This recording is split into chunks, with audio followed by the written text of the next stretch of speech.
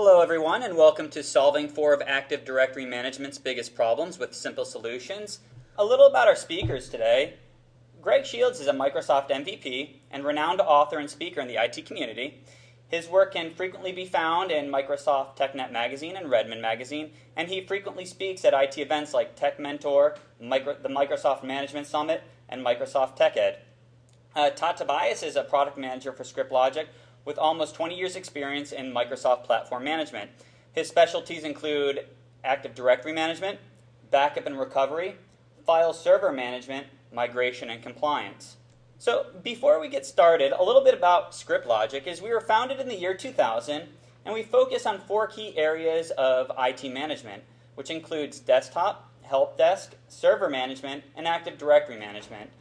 We have a little over 30,000 customers worldwide, and we range from the small to medium business to Fortune 100 companies.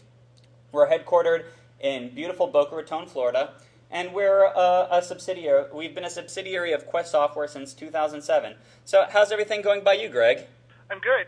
Is it true that we have 1,000 people signed up for this webinar today? You know, I think it is. Holy moly. You know, it's funny because Active Directory's been around for forever now, it seems. Many of us have had our entire careers on Active Directory. We're still here talking about Active Directory and some of the big problems with it. So welcome, everyone, I guess, because hopefully we can get some of those problems solved for you today. So, Ryan, I got a question for you. What is your favorite Avengers character? Oof. You mean if I can name an Avengers character, or who's my favorite? Yeah, which one's your favorite? I mean, out of the 4 or 5 or however many there are, what's your favorite character? Is Captain America an Avenger?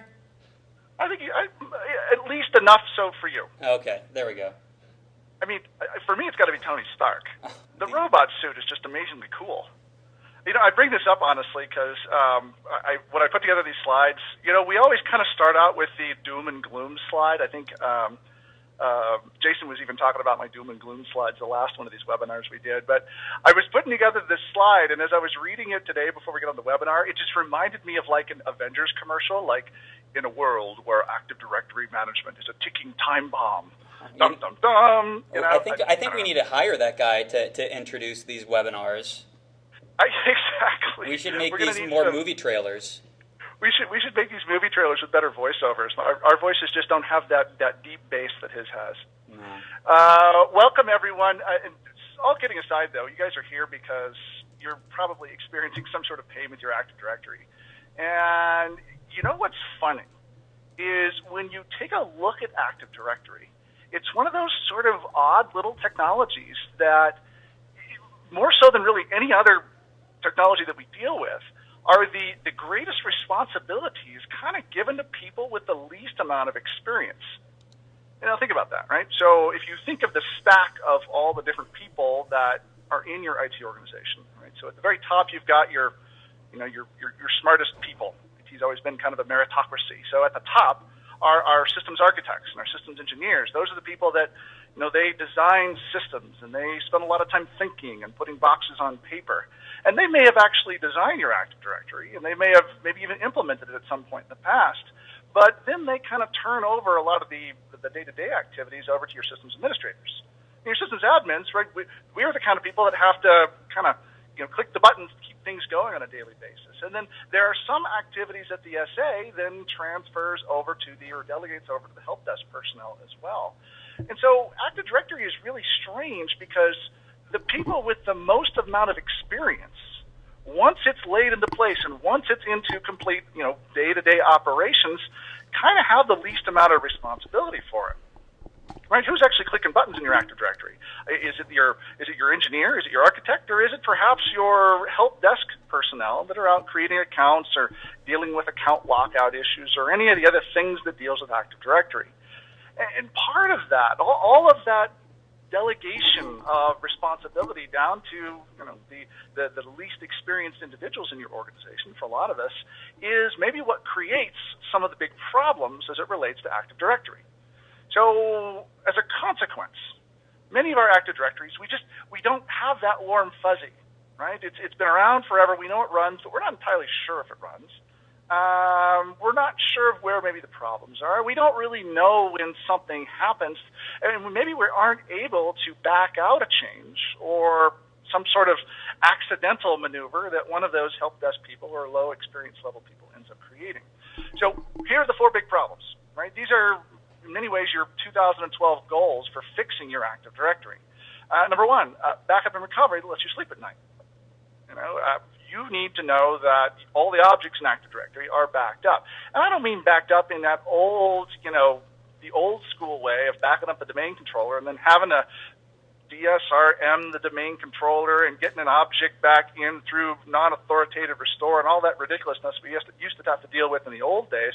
I mean real backup and recovery that lets you sleep at night so that, well, if something goes wrong and a help desk person or someone else or even the architect who stayed out too late last night accidentally deletes an object or a whole OU of objects, you can bring those objects back. You need group policy management that's actually useful. In a Microsoft world where everything requires hitting the save button, why in the world Active Directory doesn't have, or group policy doesn't have a save button still sort of blows my mind. And so you can create very simply and very easily some group policies that can destroy everything. And that's not useful. Also is delegation of control that won't scare you. Most of us, and I'll bet you're here today because this number 3 thing is a big deal for you, is that the delegation of control stuff built into Active Directory is really, really scary.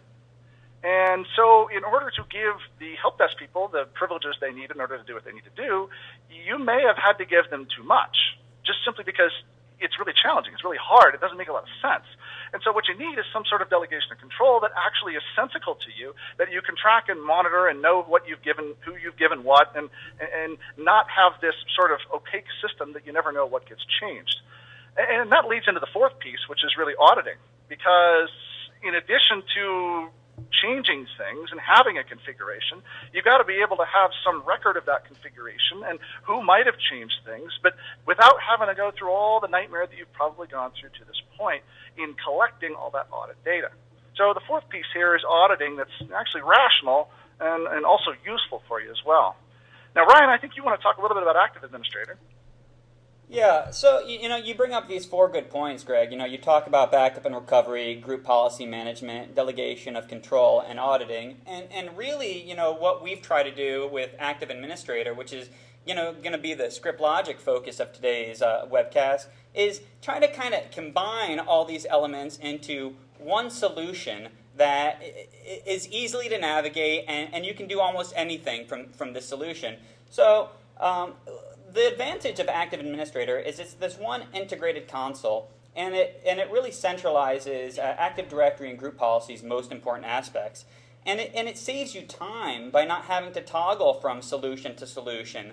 And it gives you an incredible amount of control just knowing that you can do everything from one tight niche place. And Active Administrator covers auditing, security, GPO management, recovery, management of accounts, and Active Directory health. Now we're going to focus on auditing, security, GPO management, and recovery today, but Active Administrator does do more. So I'll give it on to you, Greg, to talk about the first big problem.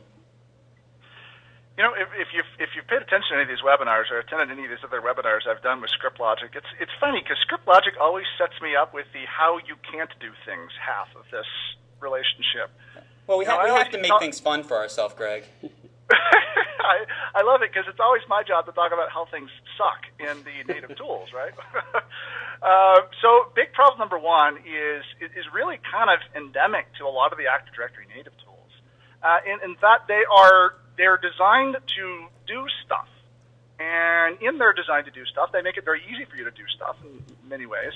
And so making it easy to do stuff kind of goes at odds with protecting stuff from getting done. So those native tools are kind of terrible at data protection. Some examples, right? So inside of the Active Directory users and computers, you can, from here, with 3 clicks, delete entire objects, entire organizational units worth of objects. Many of us, probably all of us, have accidentally done that at some point in our career. And none of us really want to admit it, but it happens. And just the simplicity at which that deletion can occur, built right into the interface, well, it almost is too easy for us to be able to delete those items. Not the least of which, when it relates to deleting, is also accidentally exposing inappropriate information to people. So inside of ADUC, the ADUC, we have all of this information that in the old days wasn't really exposed to our users that much. When Active Directory first came around, a lot of this display name, a description, office information, and what kind of title you may have was not something that really our users really paid much attention to. But these days, Active Directory keeps getting tied more and more into our whole identity system for our environment, for our business. And so you can very easily miskey and expose some really poor information about users and who they are. I mean, before you know it, suddenly Don Jones is an executive janitor, and he didn't really know about it. So one miskey equals exposure with Active Directory and with those native tools, and you've got to be able to protect those fields to keep you from doing something very simple and very inappropriate. There's a third piece here too, and that's not only in Active Directory, but also in group policy. I said it a while ago, right? In a world where everything has to go Control S to save a document, or to save a configuration, or to save pretty much anything, we're still today dealing with a group policy management console that automatically and immediately implements anything that you add in as a group policy object and link to an organizational unit, right? You go link that GPO to that OU, bam, you're done. Once it's linked, if you go and edit that GPO, bam, it's edited. And so you can accidentally do some really stupid things with these group policy objects there in the GPMC tool, and it's happened before. I've done it in test and demo environments, luckily never in production. Other people may have done it in production, but you create and attach the wrong GPO that has the wrong settings, and all of a sudden every single computer in your environment is getting that setting, and that's a really, really bad day. Now, so here's to my portion, which is the native tools. There are a couple of tools that are available natively in Active Directory that can assist with some of these problems. Okay, the first tool that's available for the Active Directory user accounts, for computer accounts, and essentially anything that's in the ADUC, is this new tool called the Active Directory Recycle Bin. And if you haven't paid attention yet to the Active Directory Recycle Bin, there's a bit.ly link down there in the lower right where Don actually spent some time explaining how to use the Active Directory Recycle Bin. You have to have your domain at Windows Server 2008 R2, the functional level. I believe the Forest at the functional level in order to support the Active Directory Recycle Bin. And you also have to kind of know what got deleted, right? Figuring out what got deleted is somewhat challenging. Further, you have to understand how to use PowerShell in order to take that object that got deleted and return it back to its undeleted state. So the Active Directory Recycle Bin, if you have all of those things, and hopefully you do, you can make use of this fairly extensive PowerShell exposure to undelete some sort of object or a container of objects that, accidentally got removed when you weren't paying attention. Group policy has a completely different solution. Okay, Active Directory Recycle Bin happens with group PowerShell. Okay, Active Directory Recycle Bin happens needing that Forest functional level to be at the right level. Group policy can be backed up or restored actually via multiple different ways. So group policy, there's two halves, right? There's the group policy container and the group policy template. And the container lives in one place, and the template lives in another. And if you make sure you have all those things backed up appropriately, both the Active Directory database and then also the sysvol partition, well, then you can back up group policy relatively, not easy. And there are some tools, some downloadable tools, I think from Microsoft, that will allow you to, from a command line basis, to actually back those up into a file. Those tools are a little challenging to use. You'll need to script them, maybe create an @ job in order to be able to do that. And Jeremy Moskowitz actually explains how to back up and restore group policy with those tools if you take a look at that bit.ly link down there in the lower right. So these are a couple of different solutions that are available in the native tools that you can use if you want to apply some time towards fixing those Active Directory issues. Great. And Greg, PowerShell, it all seems pretty complex to me, and really, I want to focus on, what if disaster does strike, and everything goes down in your AD environment. I mean, as IT professionals, it's our job to reduce user downtime and maintain that business continuity. So what we've tried to do from Active Administrator is just make things easier, from a recovery standpoint. We offer fast recovery from accidental changes and administrative errors. You can quickly recover passwords for AD objects that were modified or deleted. you can conveniently back up remote domain controllers, and you can do all of this from a central console. Todd, I'm going to kick it over to you. Yep, give me 1 second here. I'll bring that right up. All right, so hopefully you guys can see my screen. All right, so PowerShell, managing restoration, you got a couple hours to spare? Sure, you can restore objects, but I think I'd rather use Active Administrator. We make it really easy. Once you've get it installed and configured, there's some really easy ways to restore anything from computers to users to even an attribute if it got deleted. There's some quick ways in version 6.0, which we just released. There's a quick way for you to restore objects on the fly. Let's say someone deleted an OU or deleted a computer. I can simply come here, click Add, and then rummage through or take a look at what objects I might want to restore. That's a quick down and dirty way to go. It'll restore all the attributes, it'll recover all passwords, and it'll force the user to change the password. I think that's great. That saves me a lot of time to be able to restore my environment back to where I was working. But if you want to get a little more advanced, you can go to the Advanced Recovery tab. And so what this is going to do, once you get Active Directory Active Administrator installed, there's two ways that we back up Active Directory. So we back it up basically on a once a day or twice a day schedule, and this is done by a service that runs in the background. And so you'll see the archives here, and you can select from any one of these archives. Here, I can go and either browse for the object if I know exactly what the object is that was restored, but like Greg mentioned, sometimes it's really hard to figure out what was restored. So if I have just an idea of what was deleted, I can just go ahead and type in something in the name and then click Find Now, and look at that. Within seconds, I found out that maybe it was actually Meg Ryan, and maybe she was in a particular container. So I can go ahead and select that container, say OK, and now I've got additional flexibility to say, well, how do I want to restore this object? Do I want to restore the entire object itself and everything it contains, or maybe just a certain type of this particular object, and I can be selective of that. Security may change. Someone may change some security descriptors or delegation of control, and so I can restore just the security alone. That in itself is very powerful. Or I might say, look, there might be certain attributes that got changed and I didn't know what they were before, and I could simply go ahead and select those here.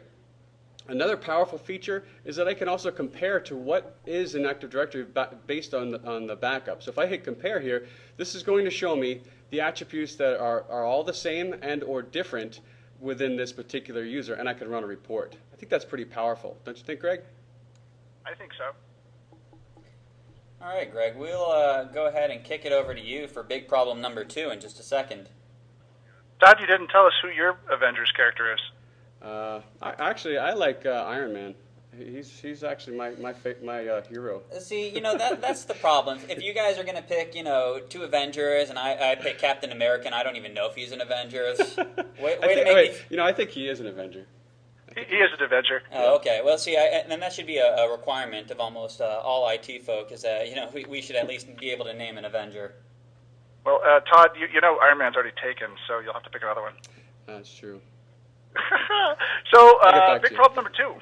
Big problem number 2 is question for you. All right. So, you've been dealing with Active Directory now for 12 1/3 years at this point.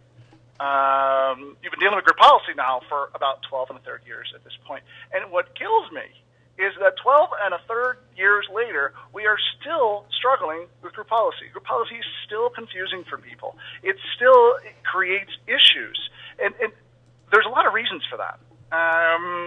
One reason can be that, your group policy is owned by the server team, but the people who actually need to use group policy they're the desktop team. And so the two have to kind of coordinate, and that just doesn't work. Or maybe the security people look at GPOs and they say, GPOs are something that we can't really trust, and so we're not going to let you implement them.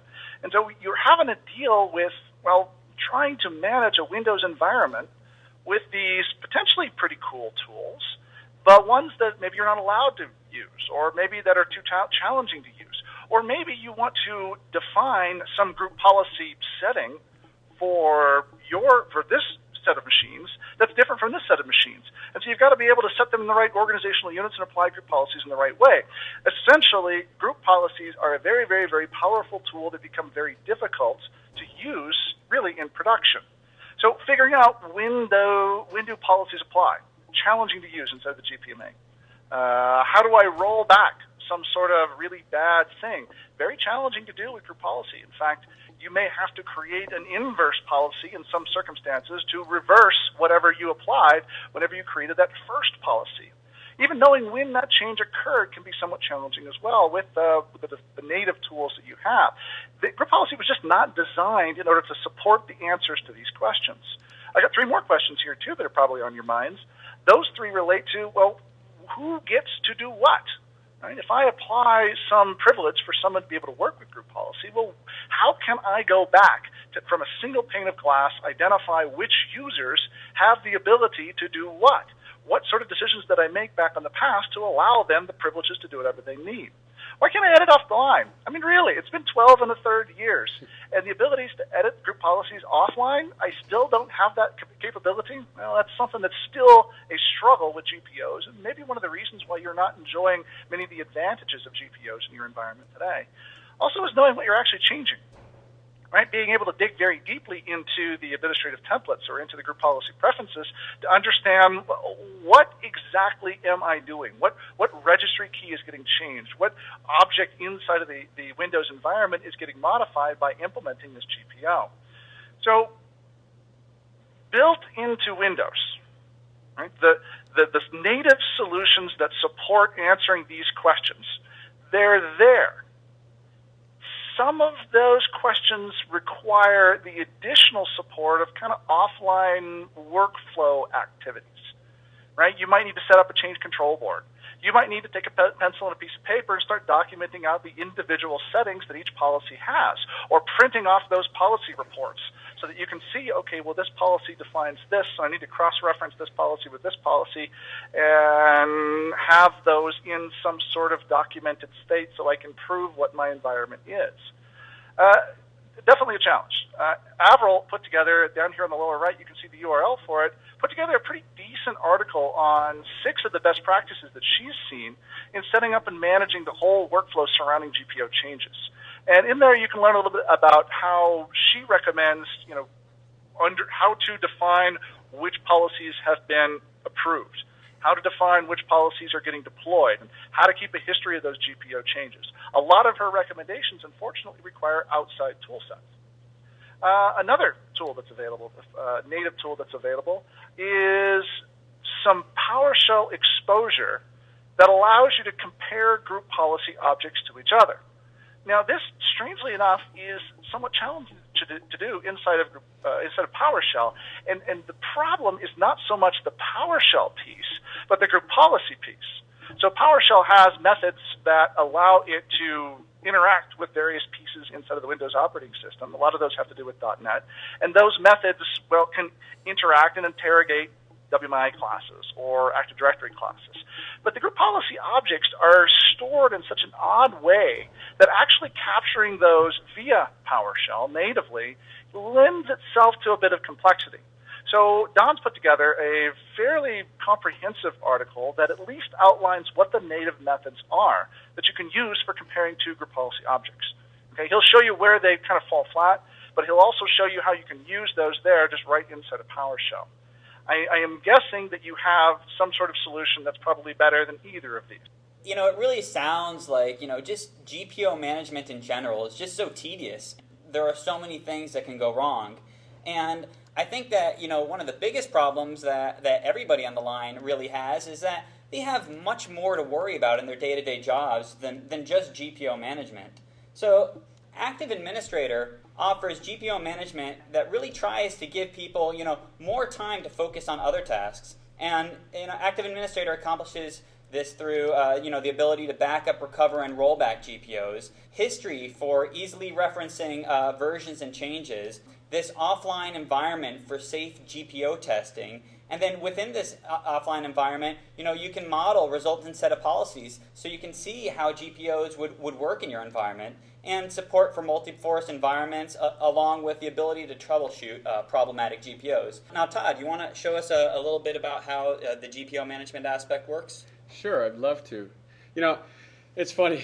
Greg mentions all these things about bringing up PowerShell, and Yeah, it's quite tedious. I mean, it's an administrative nightmare to have to manage group policies. And the real beauty around Active Administrator, not only the fact that the tools are there. If you've got segregated of duties, Active Administrator will give you the function of segregating those duties out. So if you've got individuals in your organization that strictly manage delegation of control and or group policies, recovery, auditing, you could split those roles up so that whomever sees this console actually just has access to that, which is quite unique in itself.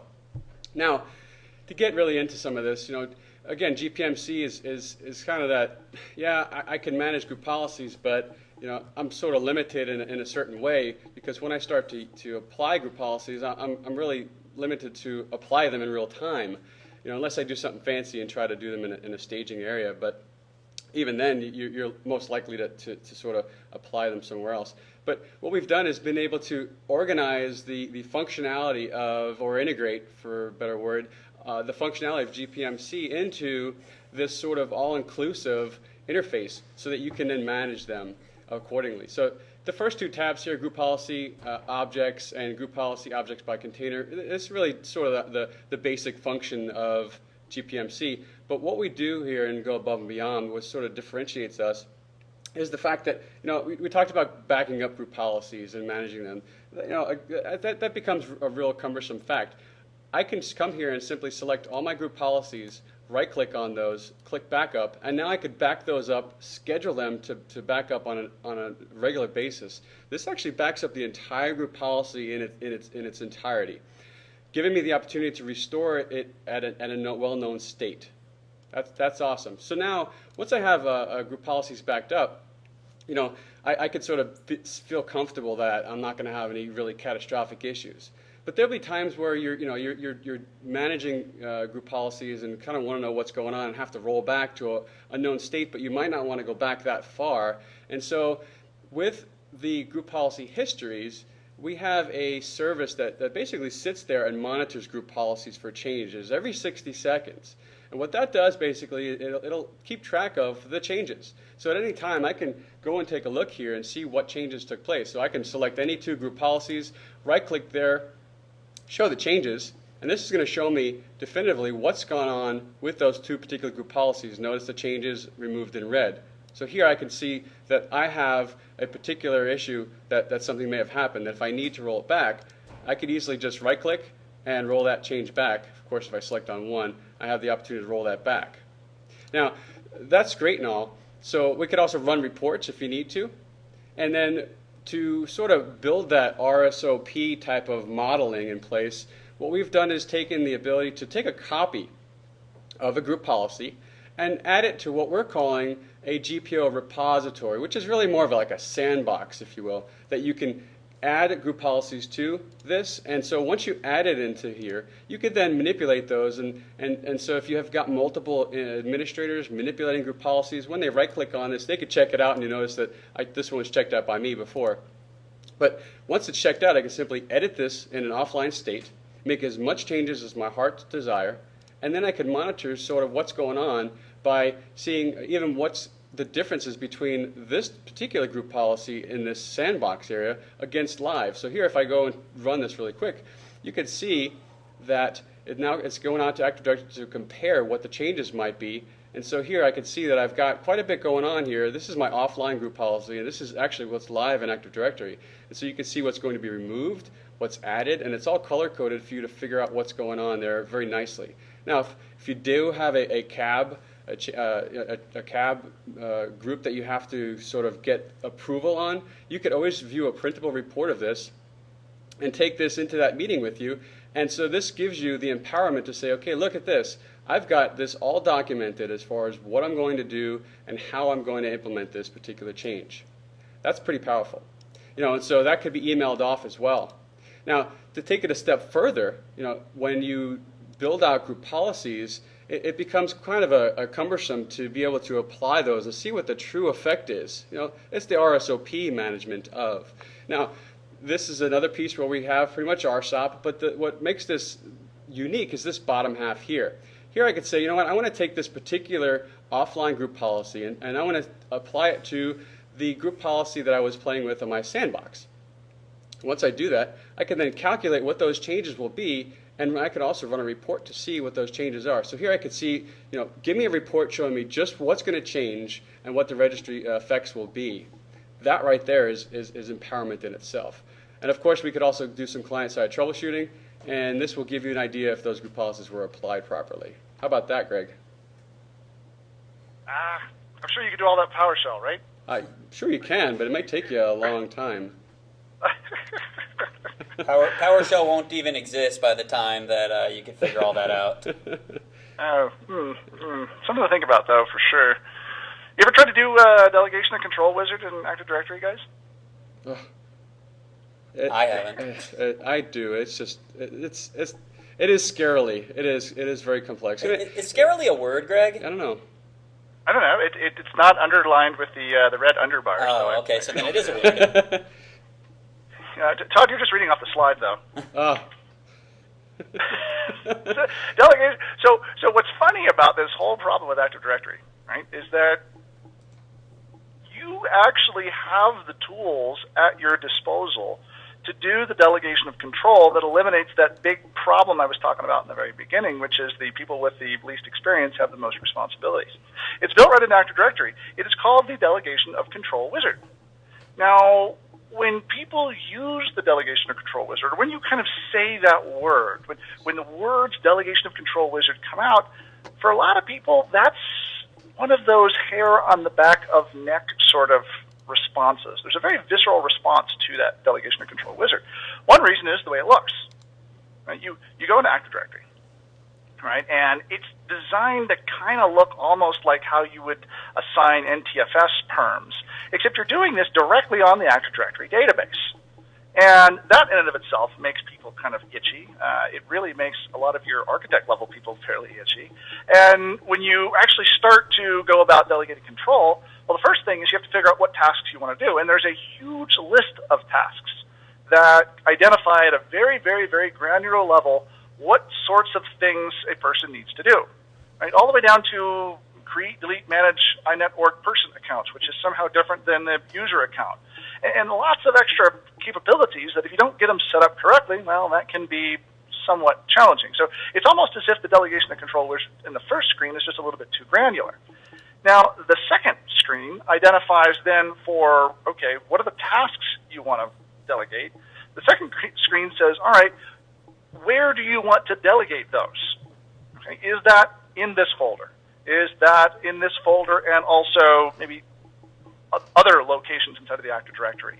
And then in that folder, is it to all the different objects in that folder, or is it to specific objects in that folder? And if you're not aware of what those objects are and you don't speak Active Directory LDAP language, well, you're going to have a concern about whether you're doing things appropriately.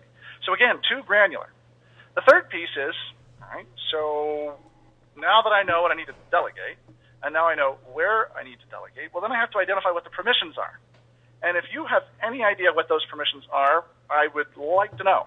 Because the permissions in there are designed for, essentially for LDAP developers, for Active Directory developers.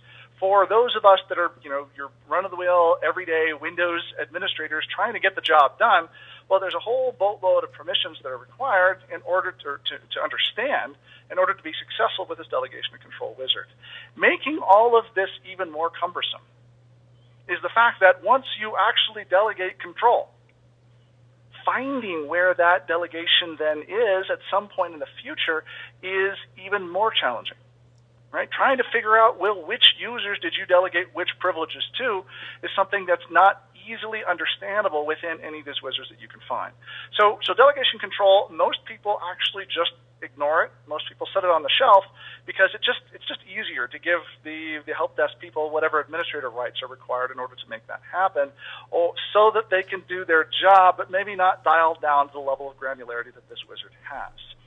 Now, there are a couple of resources that are available on the SMBIT site that can help you really understand what these delegation things are, right? What the individual objects are and how you might delegate them appropriately. The first of which is an old webinar, actually. Nick Cavalancia, if you are in the webinar, please ring your flight attendant call button, please. Nick Cavalancia. Oh, well, he's not around anymore. Nick and I back, late last year, got on a webinar and talked about how we wanted to kill administrator. Not actually killing as in the, knife plunged into chest killing of administrator, but more killing the administrator privilege, the administrator account, having to give people full admin rights when really you just want to give them a little bit of delegated control over specifically the objects that you want and specifically the actions you want to perform on those objects. It was an absolute riot. If you think we've had fun on this webinar, we had some great fun on that webinar. There's a link down there in the lower right if you want to take a look at it, because not only will this help you with giving the right permissions to your help desk people, but it can also help you for those administrator rights that you've inadvertently or purposefully given out to your regular users when they don't need it. There's a second resource out there as well that is on that SMBIT site down there in the lower right. And this one is an article written by Avril Salter, where she tries to bring some rationality, some real understanding to the whole process of delegating responsibility. Now, this doesn't have to do with Active Directory. This is for group policy objects. But at least it gives you a little bit more of an understanding about how you can potentially delegate that responsibility out for the group policy side of Active Directory. So hopefully between those two, that'll give you a little bit more information about, or at least a little bit more warm fuzzy, about the fact that those native functionalities, they're right there in front of you. You've just got to learn how to use them and implement them correctly so that they make sense for your needs. Right? So, and I think you touched on one of the main points here, Greg, is that, security, it's a big concern. Objects can be accidentally deleted or modified. And the fact of the matter is that over-permissioned users are going to happen. So, you'll want an easy way to delegate the right permissions to the right users. And again, Todd mentioned this earlier, but you might be in a scenario where you need to delegate within Active Directory, the certain roles to certain individuals. So for that reason, that's why Active Administrator offers, simplified and standardized security management, offering the ability to ensure consistent delegation, the ability to search for AD objects, centralized reporting, and just having the ability to manage, multiple domains. Todd, why don't you show a little bit more about how the delegation and security piece of Active Administrator works? Sure. So with the security and delegation tab here in Active Administrator, really gives the administrator the ease of use of not having to drill down several layers in order to see what's going on. As you can see here, I've selected an OU in Chicago, and right off the bat, with just a simple one click, I can see all the delegated permission that is assigned to the object and all of the particular user's accounts in AD. So at the top, I can see here the container objects, so this will show me any computers or users that are in this particular OU. And down on the bottom right-hand pane here, I can see the list of accounts, the permissions, where they apply to, and what source they might be associated to. And it's funny because some of these permissions in AD, you don't really know where they're applied. And so what's really nice about this interface is the fact that it's color-coded. Black is default permissions from AD. Explicit permissions are in blue, and then you have your inherited permissions, which are in gray. So this really gives me a nice, clean interface as to what's going on here. Of course, I didn't miss the green. Green is what we call applied delegation or applied templates, and so this is part of an active template, which when you apply an active template, we actually apply a self-healing aspect to it, and I'll get to what that is in a moment. But I think Greg brought up a really good point earlier too about finding permissions once you apply them. We really make it a lot easier to do that. So if you right-click on an object, click Find Permissions, notice you could do quite a bit of other things like running reports or viewing additional features or even searching for permissions. But if I want to find permissions here in this OU, I can simply go to Find and then click Find Now, and this will show me every object that is within this OU.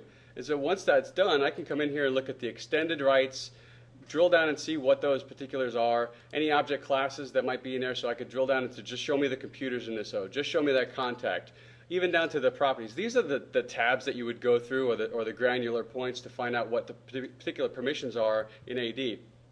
So once I find out, I can run a report and find that out here. Now, as far as the templates are concerned, here I can see I've got my canned templates, and once I apply these particular templates, if you take a look here, maybe I want to create permissions for a user to be able to create user accounts. So I would just simply add that delegation and associate what path I want to be. Notice I could also control what delegation, if they expire. Maybe you got a contract employee here that you can plug that in and when that delegation should expire. And of course, at any time I can run a report to give you a clean idea as far as what the permissions are. So I can run a delegated permissions report to actually give you a clear picture as to what that looks like. How's that, Greg? I don't like it at all. You know what? It makes me wonder though. So in Tony Stark's suit, does he have like the Delegation of Control wizard? I would think so. I'd hope so. Is it down like to the laser beams in the hands and all that, or you think it gets down to that level of granularity? Do you have the active administrator for Iron Man? We should. That's actually on the product roadmap, but you know. We've already had the webinar recently where we talked about the differences between RoboCop and RoboCopy. So why not have Delegation of Control for Iron Man? We're just going to try to name every movie or comic book robot ever created. That's our goal here. Is Spider-Man? No. Defenders? No. So, have you guys ever tried to pull an auditing report? I've wondered this actually for a very long time. Whoever designed auditing, I think, or whoever the auditors are, it makes me wonder if they get paid by the event log entry. You go and you pull up in your Active Directory event logs, your security logs, and there's 108,677 entries, and that takes you back to yesterday.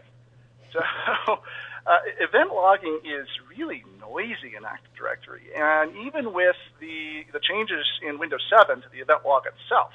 And so everybody knows here that between Windows XP and then Vista and then 7, we've had some pretty significant changes to the event log, the viewer. The actual event logs are really go back one slide. The actual event logs are really no different or no less noisy than they ever were since the very beginning.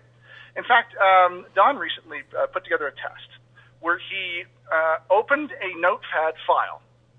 He edited it, just made a character change to the file, and then save and close that notepad file. And with the object access turned on in Active Directory for that notepad file, opening, editing, saving, and closing it created 106 new events in the log. 106! So, as you can imagine, not properly tuned, the event log all by itself is essentially useless. There's just no reason for all this audit stuff to go on because of the way it is. So that's the first half. The second half is, all right, so there used to be just 9 event entries. And now those 9 event entries in Windows 7 and Windows 2008 R2 have been expanded from the original 9, the account login, account management, tracking, DS access, log on, log off, object access. Remember those 9, the ones you had to think about for your old MCSE exam? Well, those in Windows 7 and 2008 R2 have been expanded to over 50 subcategories. What's interesting is the 50 subcategories, if you start leafing through them, the actual log events the subcategories capture are not always directly aligned with the things that a lot of us need. Right? So if I want to go and, for example, audit computer account management, well, am I getting all the computer account management entries that I'm looking for, or are those in a different subcategory? So in an attempt to sort of break apart the logs and create more options for logs, I think Microsoft in 7 and 2008 R2 has almost complicated the process, because now we've got more places that we have to test to get the too much data that we were getting before. Adding even more insult to injury is the fact that all this log data is stored on the individual server. Right? You got 3 domain controllers, you got 3 different sources for log data. If anybody's ever used EventComb MT, which is Microsoft's now ancient tool for collecting and gathering log data, you know that tool takes a really long time, takes a huge amount of processing power, and sometimes doesn't always get you the results that you're looking for. So you've got to, using some mechanism, get those logs brought into a centralized location. Now, native to the Windows operating system is this little idea down here called forwarded events. That's down there, like 3 underneath the highlighted security item down there. And with forwarded events, I can actually forward the events from one log into another. Doing so, somewhat challenging. The mechanism by which Microsoft implemented to set up forwarded events can be a bit of a tax on your processing power. Could potentially be attacks on the networking too if you've got latent network connections between different servers. But the forwarded events, take caution with implementing forward events because it can actually create more problems than it resolves. Now we have two tools that are two pieces of information that we can give you that'll help you with some of the native tools. Don, although I thought he was an executive janitor, but apparently he's also an author for SMBIT. Whether or not he is one or the other, or probably both, he's put together an excellent guide on how you can build an Active Directory auditing script with just nothing more than the tools you have available. All right, so you're going to need to create queries. With those queries, then you'll need to execute them against different computers. With what you get, then you'll need to format the results into some sort of report. And this actual article will explain how you can get that information formatted into an HTML report. Again, it requires some PowerShell. I mean, Don, it's either janitorial work or PowerShell, generally the two things he's engaged in. And so if you're familiar with PowerShell, or if you can read off a screen and plug it into PowerShell, you can create your own Active Directory auditing script with that piece of information there. The hard part, even if you do this, is actually turning that raw log data into something meaningful. All right, so 106 entries to open, save, and close a Notepad document. Well, how do you actually convert that into something that's actually meaningful to you? And Avril takes an attempt, or takes a stab, at actually helping you understand how to bring some meaning and relevance to that raw log data. So you might want to take a look at that real quick blog post there that Avril put up, looks like 23 days ago for that. Now, I will give it over to you, Ryan, because I'll bet you have an alternative. And I do. Auditing is becoming increasingly more complex. And, the ability of native tools to keep up with it, they're just not on the same page. So if you have basic compliance requirements, you could really benefit from Active Administrator's ability for a centralized audit trail of Active Directory. You have the ability in Active Administrator to search for events. There are formatted reports, real-time alerts that you can configure, and event purging. Todd, why don't you show us how some of the auditing features work? Sure. Again, PowerShell, say that 10 times fast, is great and all, but if you're looking to get some information, as Greg mentioned, you've got 50, 100 DCs out there. To go to each and every one or to implement this can be really time consuming. So what we've done is we're pretty much doing the work for you. We're going out there to all domain controllers, grabbing everything, putting it into a back-end SQL database, so that you've got a central view here that you can filter out what it is that you need to see in a matter of seconds, depending on what you want to see, obviously. Now, in here you'll notice that I've got a real-time viewer which shows me all my events in the last 24 hours, and I can sort these however I like. I can group them by and filter them up.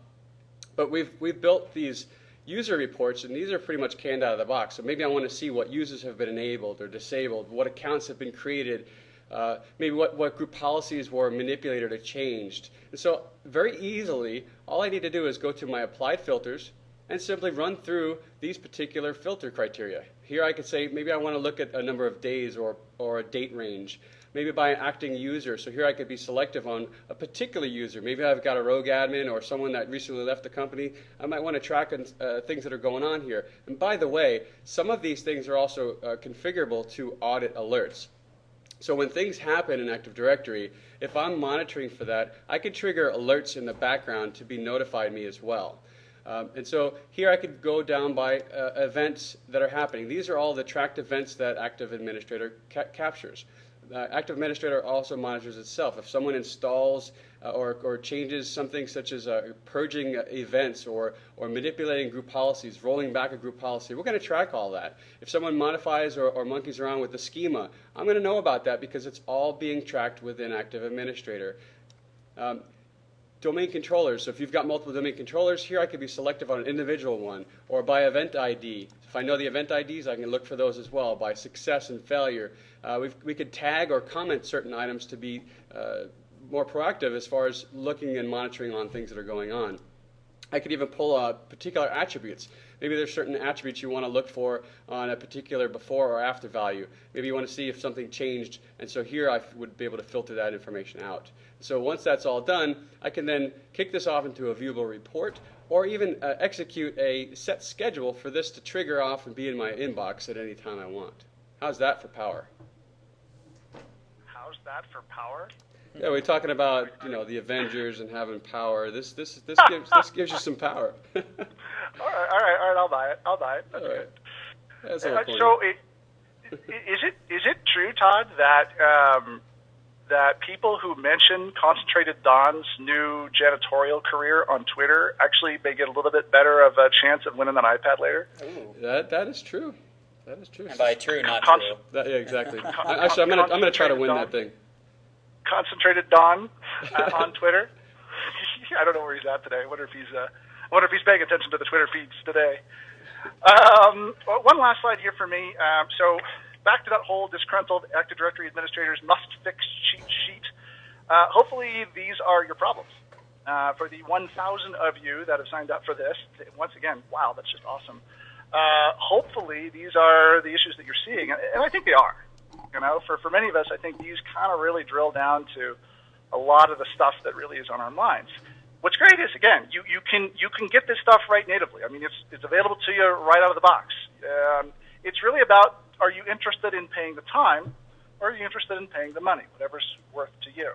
So with that, I think, Ryan, you've got a couple more slides, and then we move on to the iPad thing, right? Yeah, so, and we'll get to the iPad winner in just a moment. But first, Active Administrator is available for a free trial for a 30-day evaluation at scriptlogic.com/Active Administrator. And if you want to reach out to Greg Shields, who we thank you very much for joining us today, Greg, you can reach him at Concentrated Technology. Now, also, Quest and ScriptLogic offer several other Active Directory management solutions. Active Administrator is a great foundation for Active Directory management, but if you want to expand into other areas of auditing, recovery, provisioning, or GPO management, you should check out Change Auditor for AD, Recovery Manager for AD, Active Role Server, or GPO Admin. Now, we've mentioned a lot of articles, and items today from our SMBIT website, and you can find this at scriptlogic.com/SMBIT.